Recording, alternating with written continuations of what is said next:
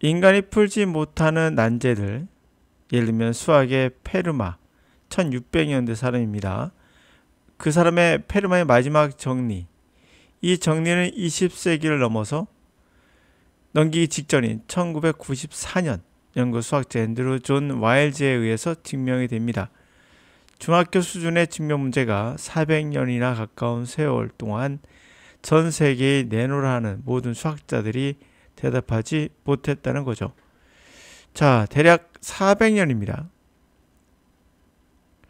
결론을 보면 쉽죠. 그래서 이제 중학교 수준의 수학이 됐어요. 근데 과정은 험난한 과정이었다는 거예요. 영어 학습도 비슷합니다. 자, 영어로 돌아와서 영어 습득 생각보다 어렵죠. 그러나 하지만 결론을 보면 쉽습니다. 모든 사람은 언어를 하나씩 한다는 결론. 다시 말해 어려워 보이는 영어도 사실은 그 언어 중에 하나일 뿐이며 그렇다면 공통된 특성을 가지고 있을 거라는 거죠. 이게 노암 촘스키의 유니버설 그래머입니다. 자, 실제 실험을 했어요. 인공에 만들어진 언어를 아무리 이해하기 쉽고 사용하기 쉽게 논리적으로 만들었어도 이 언어에 뇌가 반응하지 않았습니다. 이 말은 언어는 뭔가 공통된 뭔가가 있다는 것이죠.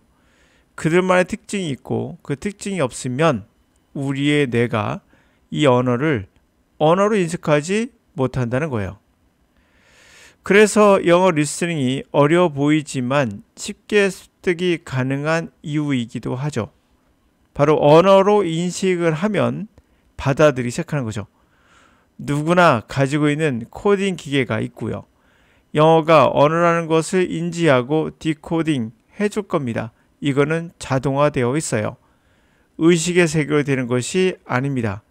그래서 듣기를 하는데 내가 생각한다, 내가 해석한다, 그러면 잘못된 거예요. 이건 자동화되어 있습니다. 들어오는 즉시 바로 디코딩이 돼야 돼요. 그게 맞게 훈련하면 되는 거죠. 그래서 영어는 강사가 필요 없습니다.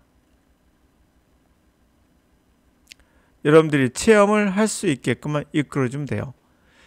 The earliest challenge and contest, 가장 초기에 아주 이른 도전과 시합이 to solve important problem, 중요한 문제를 해결하려는 mathematics, 수학에서 있었어요. 그것은 date back to, 날짜를 따져보면은 17세기, 16세기, 17th century, 16세기 또는 17세기로 거슬러 갑니다. Some of these problems, 이런 문제 중에 일부가 have continued, 계속해서 challenge, mathematician, 수학자들에게 챌린지를 남기고 있어요. 언제까지? modern times, 근대까지도 그들에게 도전을 하고 있습니다. For example, 예를 들을게요. Pierre de Fermat. Pierre de Fermat는 issued a set of mathematical challenge. 1657년에 한 세트의 수학 난제를 제시했어요. Many of on prime numbers, 소수와 divisibility, 가분성, 나눌 수 있는 거죠. 소수는 2, 3, 5 같은 자체 숫자로만 나눌 수가 있잖아요. 그거와 이제 소수와 가분성에 대한 많은 것들을 남겼습니다. The solution, 그 해결책. What is now known, 지금은 Fermat의 last theorem, 마지막 정리로서 알려져 있는 그 문제는 was not established, 해결책이 확립되지는 않았어요. Until late 1990s by Andrew Wiles. 앤드루 와일즈에서 1990년대 후반, 94년이죠. 아까 말씀드린 대로. 때까지는 해결책이 세워지지 않았어요. 네, 결국에 이 사람이 세웠던 얘기죠.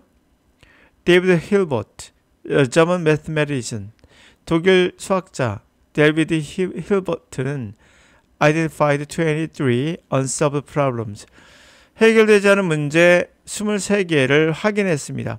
In 1900s, 1900년도에 with hope that, 대대하를 희망하면서 these problems, 이 문제가 would be solved, 해결되기를 in 21st century, 21세기에 although 비록 some of problems, 일부 문제가 solve, 해결은 됐지만 해결이 됐다는 얘기죠. 여전히 others remain 남아 있습니다. unsolved this today 오늘날까지도 남아 있습니다. 해결되지 않고. More recently 좀 더 최근에는 in 2000년대에 Clay Mathematics Institute 클레이라는 클레이 수학 연구소는 자, 수학 연구소에서 named seven mathematical problem 7개의 수학 문제를 명명했죠. That had not been solved 해결되지 않았던 to hope that 그러게 바랬으나 아직까지 해결되지 않았던 문제들. They could be solved in 21st century 21세기에는 해결될 수 있을 거라고 바랬던 그러나 해결되지 않은 문제 그게 되어 있죠. 지금 보면 헤드 PP가 보일 겁니다. 이건 뭐죠? 왜 이런 단어 썼을까요? 그게 바로 시간을 나타내는 거예요. 어떤 시간입니까? 순서 생각하시면 돼요. 자, 명명했던 것보다도 더 과거였으니까 그렇죠? 그렇게 순서를 나타내는 겁니다. 그냥 A 1 million prize 100만 상금이 will be awarded 100만 달러 상금이 awarded solving each of these seven problems 이 7개 문제 중에 각각의 해결한 사람에게 수여가 될 거라고 합니다. 자, 이렇게 우리 인간들은 문제를 해결해 나가고 있어요. 뭐 언젠가는 해결될 거라 봅니다. 요즘에 또 AI가 나왔으니까 슈퍼컴퓨터 이용해서 가능할 거라 보여집니다. 자, 우리 다시 영어로 돌아와서요. 이게 중요한 포인트가 되는데요. 언어는 뭐가 있다? 공통된 뭔가가 있다. 그래서 만들어진 언어는 우리 뇌가 반응하지 않더라. 여기서 알 수 있듯이 영어 레스닝 분명 그 과정 어려워 보일 겁니다. 맞아요. 그러나 쉽게 습득이 가능할 수도 있습니다. 우리가 가지고 있는 코딩 기계가 디코딩 자연스럽게 자동적으로 해줄 겁니다. 그걸 언어로 인식하는 순간부터.